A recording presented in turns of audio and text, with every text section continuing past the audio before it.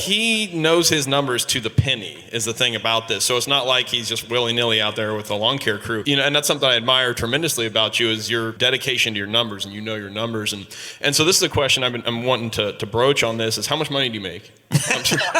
When it comes to that, Andy, have you always been, because I would say you're a premier contractor and probably with premier pricing that follows it, but the clients get what they're paying for. Have you always been very confident in your pricing and that, or is that something you've worked into from from when you started your company? Where did that come from, and being bold and confident with your numbers? So I would say about 3 years into my business, I was approached by really one of the leading companies in our area, the owner of it. He asked me, or I was looking to go and look for a new enclosed trailer, and I had put on Facebook that I was looking for trailer recommendations, and he saw the post. We were friends on Facebook. I knew him just from acquaintances and stuff, and so he told me I could come over to his shop and look at his equipment if I wanted to, and I went to his shop on a Saturday, and we looked at trailers for 2 minutes, and then we went in his office, and he basically blew my mind on how to properly price and run a business for the next 3 hours. And that moment completely changed my life, because I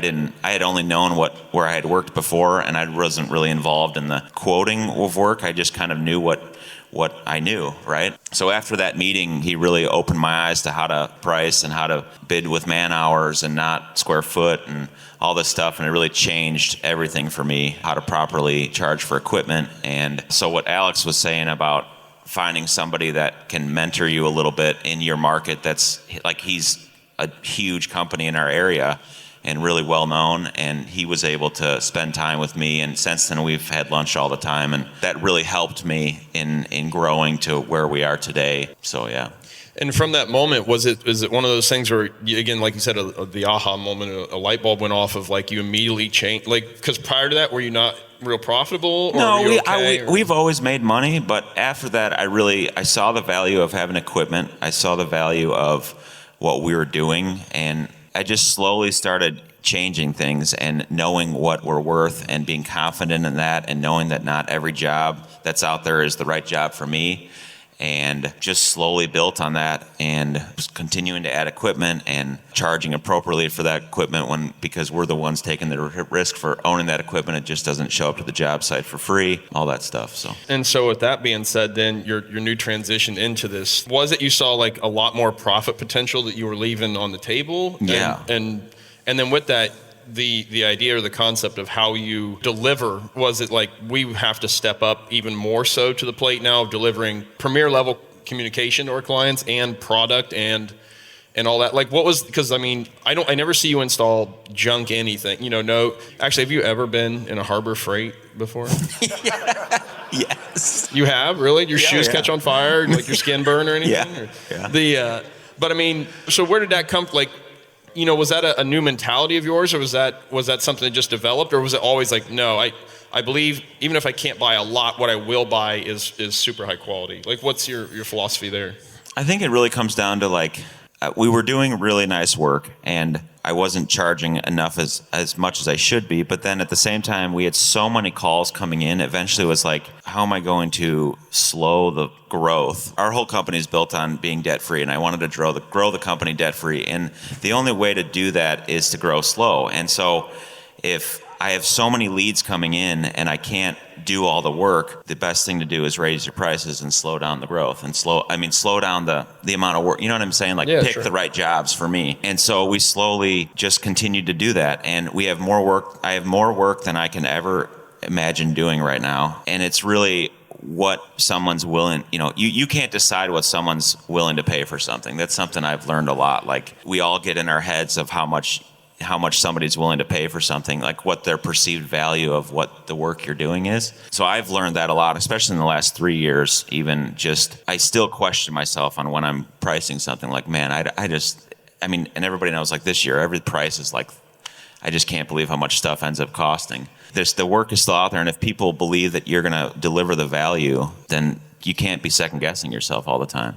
Well, I'll tell you, the Harbor Freight thing, we had a mechanic shop back home that we were sending stuff to for a little bit, and it's the Harbor Freight or the Mulder mindset, let's say, of I went in their back work area, and I go in there, and all their tools are Harbor Freight. There's a mechanic shop, and all their tools are Harbor Freight stuff, and just the cheapest of everything you could get. But I got to thinking about that. I'm like, it's not that we should get caught up in the brands, right? But there is something that tells me something, and I'll have to think this through a little bit more. But I got to thinking about that of like, everything in here is the cheapest junk tool possible, and they're working on our stuff, as opposed to if it were Snap-on and they were really proud of their tools and everything was like awesome and meticulously kept and all that stuff, it would have changed my perception of that business. Of like, it's just funny, we shouldn't get hung up in material items, but at the same time, the quality of your tools and your equipment and your trucks does say something about your business. I hate that that's the case, but it really truly is. It's the perception, Caleb. Just like you said, like the customer's perception is your reality. Absolutely. Just like that, what you experience with those tools became your reality. They might do a fantastic job and those tools might work okay, but your perception is like, I don't know, man. Well, the reality was they did a mediocre job. You need to deliver on what you're charging for,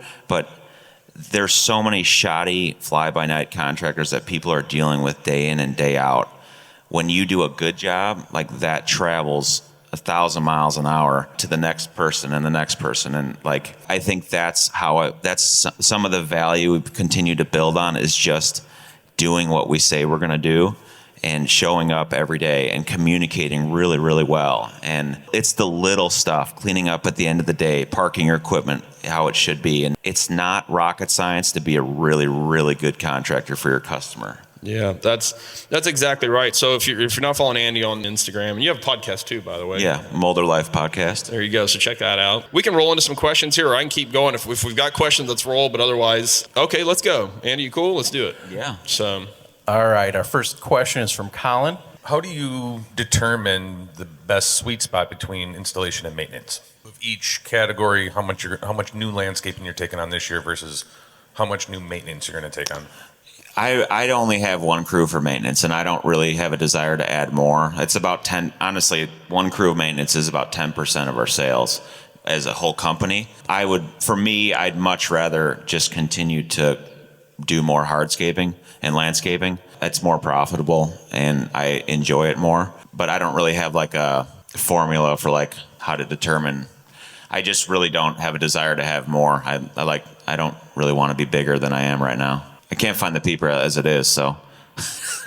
and really, like, we've built the company on quality and super good attention to detail, and the customer has really good access to me if they want to, and I love to be on the job site. I hate being in the office. I'd much rather hire all the office work, and allows me to project manage more and install more.